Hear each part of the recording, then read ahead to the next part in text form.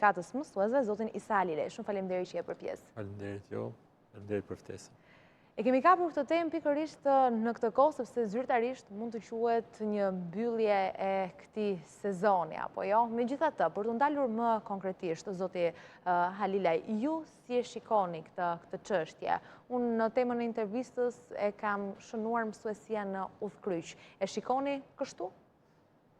Në fakt, duket sikur është sezon pushimesh për mësuesinë e për shkollat, por në fakt puna vazhdon sepse ankthi i mësuesve për një vend pune në shtator vazhdon të jetë për shkak të rënjes së numrit të nxënësve.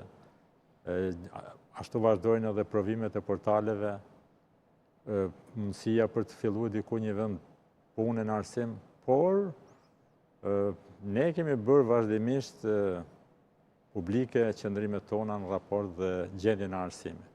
Nuk është ditë mirë në arsimi sot në Shqipëri, dhe nuk ka nevojë që të filozofosh dhe të japësh shumë argumenta, mjafton vetëm buxheti.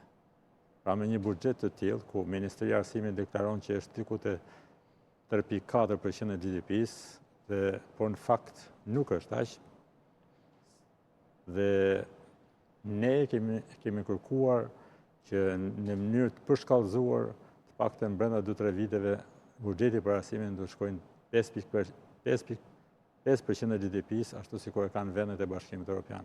Qofse ne sot themi që firmosëm filan kapitull, miratu ky kapitull ose kjo, dhe jemi gati për Bashkimin Evropian, është handikap që të mendojmë që arsimi është i gatshëm për Bashkimin Evropian me një buxhet të tillë.